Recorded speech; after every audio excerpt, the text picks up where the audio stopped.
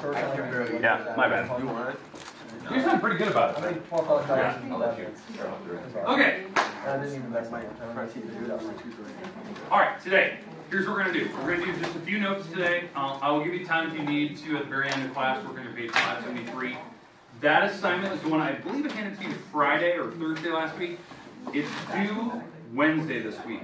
Now, the reason why I made it Wednesday, we have ITBS testing tomorrow and Wednesday. Schedules are all kind of messed up because I think we're on like a 2-hour late start schedule kind of a thing because the testing is in the morning. So classes tomorrow like 27 minutes. Classes Wednesday are like 23 because we're on an early out schedule Wednesday anyway. I know we have parent-teacher conferences this week, so try to encourage your parents to come in. I'm here tomorrow like 4:30 to 8 or something like that. Same with Thursday. It's the normal time whenever we start. So kind of keep that in mind. So that's coming up. Today, the goal today is to talk about the double angle formulas for cosine, because we have two more. We have to prove how these work today. I said they're really short. They're like a one-step process. I'm going to show you that today, like how they came up with it. It's based on the first one. And then we are going to talk about the tangent double angle formula. This is one that we're going to look at today. We'll show you how they developed that. Now, again, it takes about one step to figure it out. And then the goal today is to start, for the first time, introducing the half angles. The half angle formulas. So that's what we're going to look at. The good news about what we're doing today is really, like, for the first time, to introduce, these double angle formulas and the half angles, but to really talk about, like, why would you choose that? Why would you choose a half angle formula versus, like, what we had in the homework where we did sum and difference? So we're going to really look at one of those today. And I kind of promise you, I'm going to show you a problem where I'm going to do a problem where you can get pretty intense if you choose to do it a certain way. Like where it can go a little bit of, it can go a long ways. Versus why you choose to do these other formulas and why I'm providing other formulas for you, not just always sticking with one. So you'll definitely see the reason why we have others. On the property sheet, now obviously these are the ones we introduced. This is like the middle of your property sheet. You will need that property sheet out today. I want to refer to it a lot today, so I want you to look at it. Plus, there's something on the property sheet we need to rename. They have one of the headings on one of the formulas we're going to learn today is wrong. So we'll talk about that today. So it's kind of a lot of notes. It goes pretty quick, especially these first couple. Like I'm going to do these three. They're like one-step proofs. They're pretty straightforward. Why that we use them. The stuff we're going to take the most time on is showing how we use the half angle, why we choose to do the differences. Okay. All right. So here's the one I want to start with. Let's start with these cosine formulas and how they develop these other two. Let's start with that. Let me get rid of this. All right. Here we go. Okay, so this is the formula on your property sheet. This is the double angle formula for cosine. This is the one we talked about on Friday. Agreed? That was the one we did Friday. That was like the last one we did Friday. I want to show how do they come up with the other two. So how they came up with the other one, especially like this one. I believe this is one of them that was on your property sheet. I think it's like the next one. I want to show how do they get from here to here. It's one step. To do that, we have to use something we did in the very first section of this chapter. The first section of the chapter is when we did a lot of substitutions and we proved the right and left sides were equal. Well, one of the properties is called the Pythagorean identities. So the Pythagorean identities. The main Pythagorean identity that we used a lot was this one. It was sine squared plus cosine squared equals 1. That was one of the properties we had in the very first section of chapter 5. We used that one a lot. We actually did a lot of manipulations of that. So what I'm going to do here is I'm going to take out sine squared and replace what that's equal to from here. So sine squared, if I move this cosine to the other side, what happens to it? Yeah, it becomes negative, right? It's negative cosine squared theta, right? That's what I'm going to choose to substitute in on this problem. I'm going to replace sine squared with this thing. So I'm going to put that here, 1 minus cosine squared theta. And why that's important, because now I can distribute the negative sign and get to this part, and that's what's on your property sheet. So I distribute the negative sign. What happens when I distribute? Negative positive. So the 1 becomes negative. The cosine became positive, like you said. And now you can see that when you add cosines together, because they're the same, it makes 2 of them. And that's why that was one of the formulas for cosine. Now you're probably thinking, okay, all right, fine. You know, let's do the Pythagorean theorem, but why? Why would you want like 2 others? Because this formula, what you're looking at, leads to the half angles. So we're going to look at that. This is actually one we're going to look at tomorrow for sure. We're going to come to here and talk about how do they get to the half angles with that. The second one that I believe, or technically the third cosine formula that was on your property sheet, I believe was this one. Agreed? That's the third one that's on your property sheet. Now, how they get to that one from here, how they get to here, they do basically the same thing again, like what I did here, but instead of taking out sine squared, I'm going to take out cosine squared instead. So I'm going to replace cosine squared with if I switch this around and I move sine squared over instead, I'm going to replace it with 1 minus sine squared. So I'm taking out cosine squared here and replacing it with 1 minus sine squared. And do I need to distribute anything over it? No. So the parenthesis can go away here, and these actually combine to make that. So do you see how like these are the 2 formulas that are on your property sheet? Why they're the formulas? They're just using the Pythagorean identities to solve that. Okay, now the reason why I bring these up, obviously these are double angle formulas, so we could do a double angle formula for something. So maybe if I was doing, for instance, maybe I was trying to find the cosine of 660 degrees, something like just way too big, something that is definitely not on your property sheet, and that's why we do a double angle. Like 660 is definitely a double angle formula for 330, right? That's how to bring it back to something more manageable. Well, now that I know that 660 is a double of an angle that's actually on your property sheet, it's one of the special numbers that we have on the unit circle, we can choose one of these 3 formulas that you want, and we can use the 330 in it. Because the double angle formula for cosine is 2 times an angle, we use one of these. It doesn't really matter, I'll just pick the first one, that's the one I always kind of use, it's just the go-to one for me. So I'm doing the double angle formula for cosine, so it's cosine squared of that angle, 330, minus sine squared of that same angle.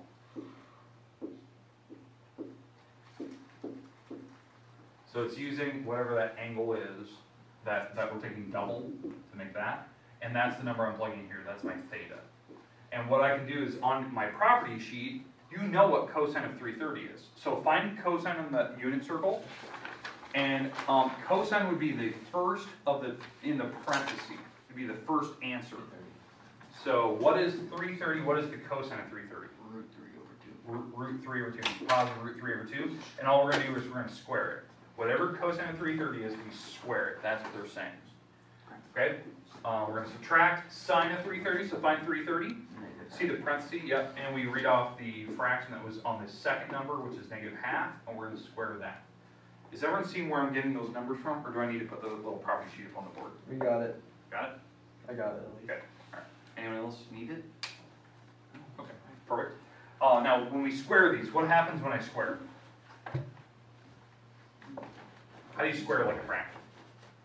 Top and bottom. Top and bottom. You have to square both. So if I square the root 3, we're left with 3. The radical cancels out because they're inverse operations. 2 squared? 4. 4. Okay. Over here, when we square it, this will become positive because when you square negatives, they become positives.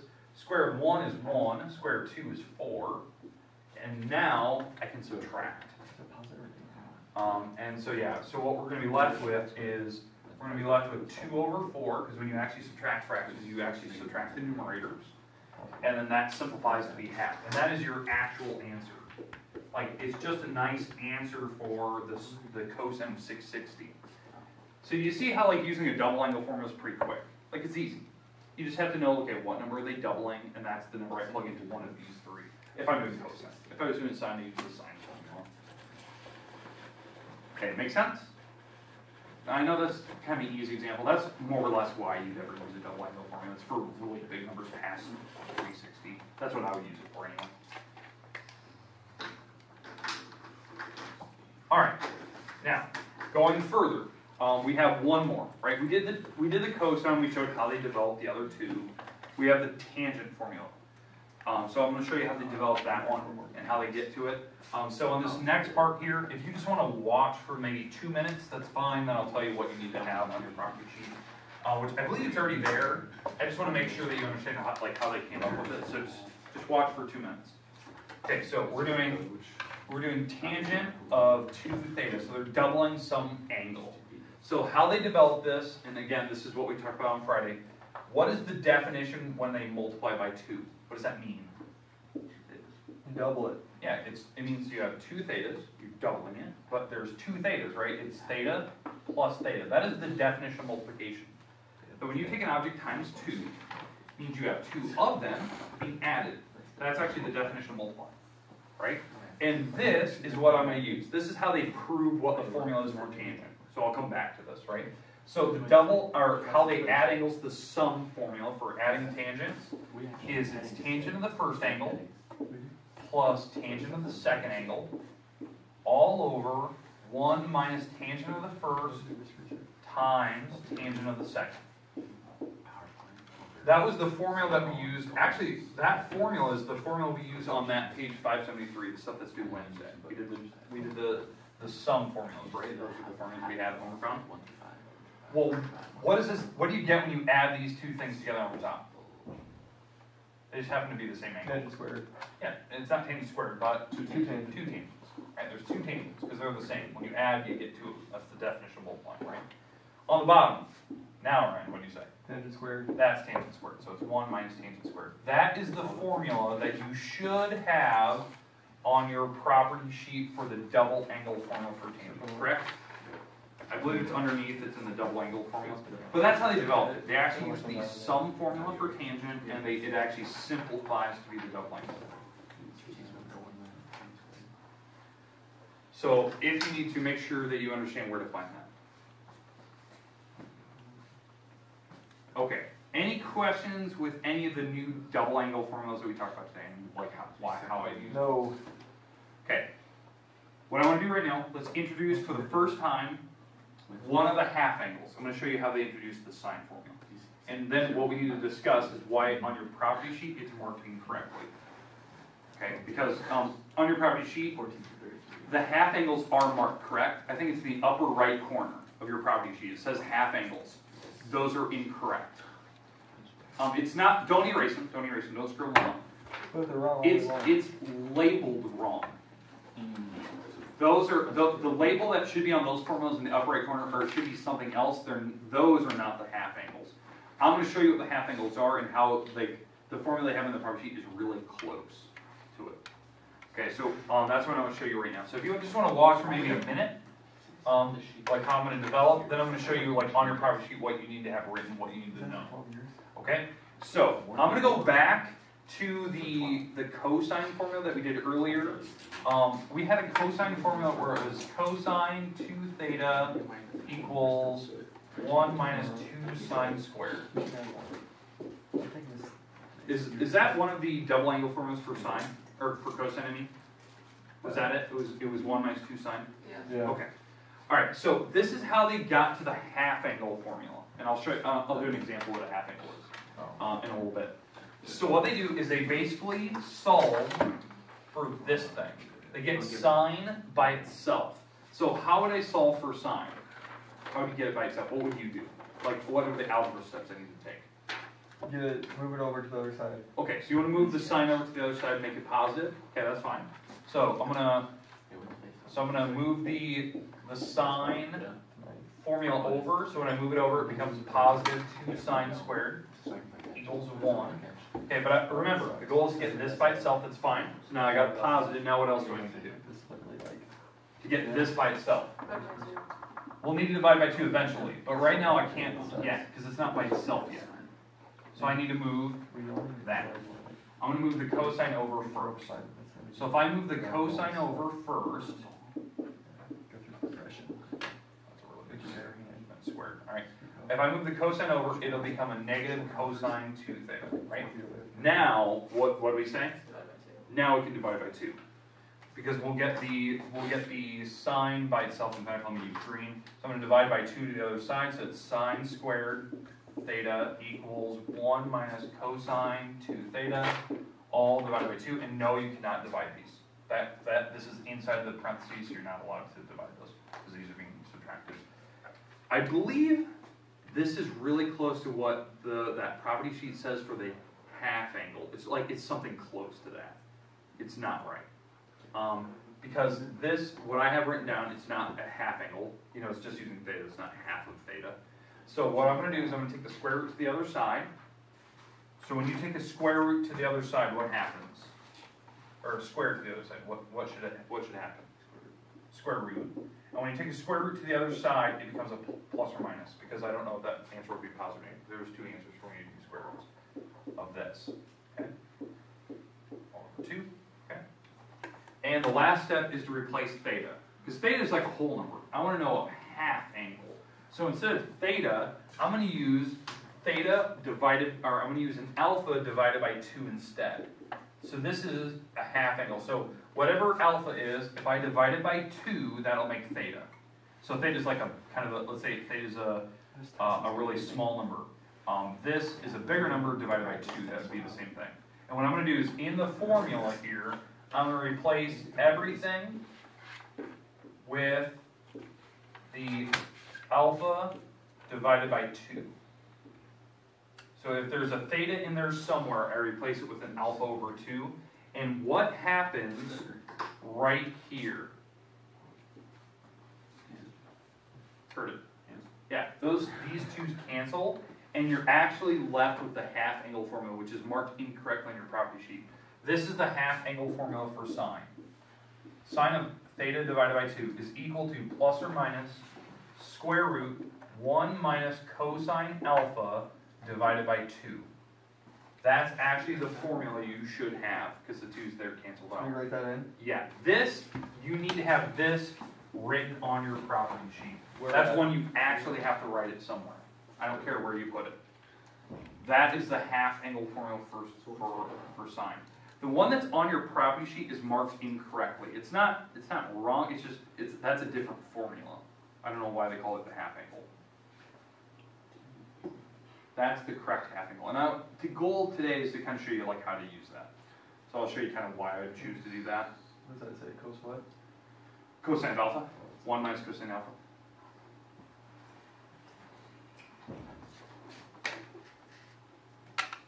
Alright, I'll get out of your way here, and then I'm going to show you why you never choose a half angle formula versus not doing one. Busy day.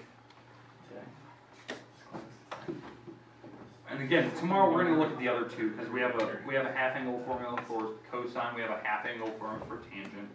So we'll look at those. Those are a little bit harder to develop, so kind of the tangent ones especially. So we'll take our time with those tomorrow. No.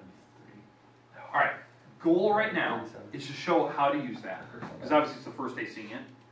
But why you never choose that one versus like just doing it a different way. Because some of these problems are very open-ended. You can solve them in very, very different ways. So that's what I want to show you, and that's why I'm gonna do one of these examples where we kind of go off the deep end a little bit. Let me put a problem on the board here. So let's say we're doing the sine of 165.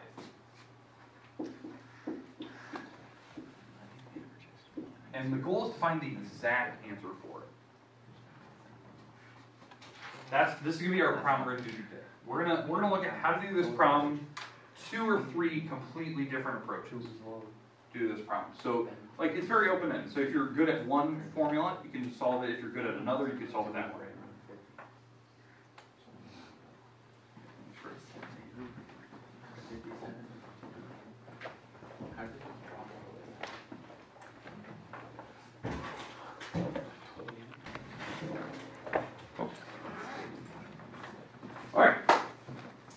So let's walk through like the different approaches for how you can do this problem.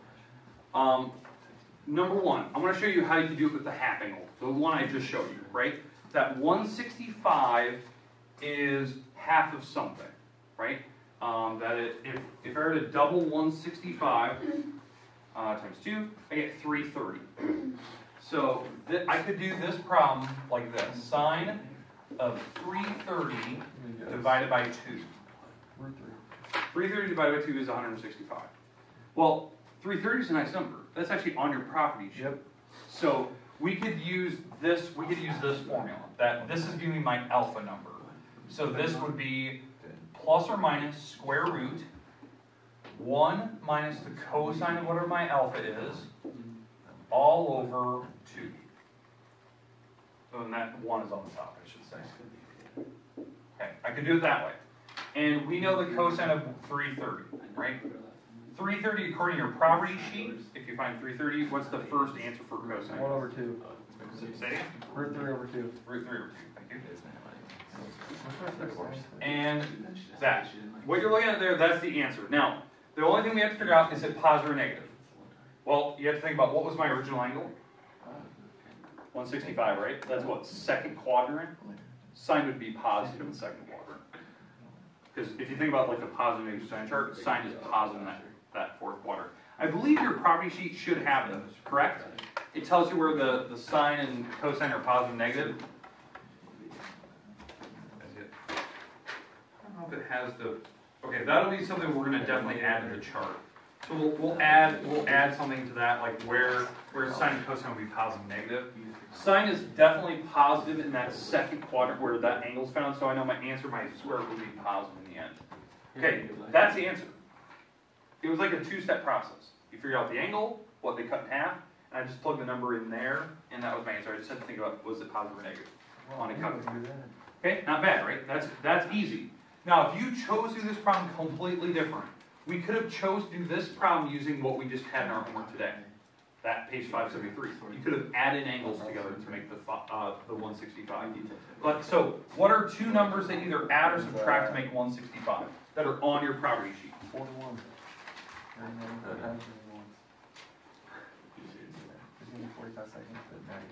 Numbers that are on the unit circle, 120 and 45. Okay, that's one way you can do this problem.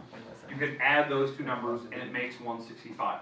Well, the addition formula for sine, if you don't remember, is sine of the first angle, cosine of the second, plus, this has to be the same symbol, cosine of the first, sine of the second. And why this is harder, because we have to replace what each of these are with your properties from your property sheet, reading off what the values are. Do you see how this step is definitely longer than that one? Like it would eventually work, like the sine of 120, that's in fact, I think that's root 3 over 2. Cosine of 45 is root 2 over 2. Cosine of 120 is negative half. And sine of 45 is root 2 over 2. I believe these are the numbers that are in the property sheet for those exact values. And I'd have to multiply those now. Okay? Makes sense? You'd have to multiply these together, add the two fractions, and it gives you the same answer as this. Even though they look different, they're the same values. Hey, stop talking about it. I'm getting annoyed. Okay, you see how they're the same results though. Even though they look different, it would be the exact value. Now this is the way we did in our homework today. This is like the new stuff we have coming up. So you can definitely see it's less steps. It may be ugly, but it's definitely less steps. Now, they may not look identical, but they are the same result on a calculator. That's what I'm trying to say. Okay? Does that make sense? Yes. Yeah, I thought it was Yeah, I know, like this would be like root 6 minus root 2 all over 4. But the actual value, like the decimal calculation of it, is the same as that one. Okay. All right. Now, let's say, and this is going off deep end. Let's say you were trying to attempt to do 165. You're really stuck. You're on a test, you're on a quiz, and you're trying to figure out, how do I get the result? Like, what are numbers that either add or subtract, or maybe you can't think of the half angle. Like, you have the formulas in front of you, but you just can't do it. And you're stuck in this mode where you can't get out of it, where you're just stuck in this mind frame where the only two numbers you can think of that make 165 for some reason is 150 and 15. Like you just cannot, even like looking at your unit circle, you just can't even think of like the 120 and 45 or 135 and 30. You could not think of it. You can still do this problem, like this. Even though it's weird. Like one of those numbers you agree the 150 is on your property sheet. The 15 is most definitely not. You could still do this problem. Where, you know, right here, this is sine of, I'm adding angles, so it's sine of the first, cosine of the second, plus cosine of the first, sine of the second. Now, this thing has a nice answer. This thing doesn't. So what you'd have to do is you'd have to replace cosine of 15 with either adding angles together, or subtracting angles that make 15, or half angle formulas. I'll do the addition subtraction, so I can do cosine of 45 minus 30. And now this part here, so this is sine of 150 still, this part here, I can break that up into the subtraction formula for cosine. Subtraction formula for cosine is cosine of the first, cosine of the second, plus sine of the first, sine of the second. And that is just this part. That's just the 15. So you'd have to figure out each one of these, multiplying whatever that answer is. You take it times sine of 150, whatever that fraction is. And that's just the first part. I still have the back part. You see how like you go over the deep end? It does work. You could do this. Or you could replace, instead of doing like the addition subtraction, you could have done the half angle formula there. This is cosine of 30 divided by 2. And now you're doing the half angle formula for cosine, which we'll learn tomorrow. So you can replace that with whatever that answer is. So like there's other ways to do this. And this is like one of the questions I had, you know, leading up to this is like, how do you do really weird numbers, like 117? How do you do like, you know, 12 degrees? Well, the trick is you can do it like this. You can start breaking up angles that, you know, one of the numbers is on your property sheet, the other one isn't. And then the one that isn't, you can start doing stuff inside where you either add angles together or you do half angles, and eventually you make something that you can do from your property sheet. It just gets crazy difficult. As you can tell, like I was only a couple steps in and it was getting a little out of control. But you could do it and it would give you the exact result. It would be a fraction of some type. All right, questions, comments about what we just talked about today? No. All right. The rest of the time today, you have about 13 minutes. You can work into page 573. That is due Wednesday. Tomorrow we're going to do a few notes. Wednesday, we'll probably see an assignment maybe on the half angle stuff. Expect a quiz or something later this week. Because I kind of promised you we're going to have a quiz coming up soon on the addition formulas, the half angles, double angles. That'll be later this week. So. We're going to use our property sheets. Yep, you get to use property sheets, all that good stuff. You'll have to do a couple where you have to prove the right and left side are equal, that type of thing. It'll be a quiz. Okay. I can be a practice.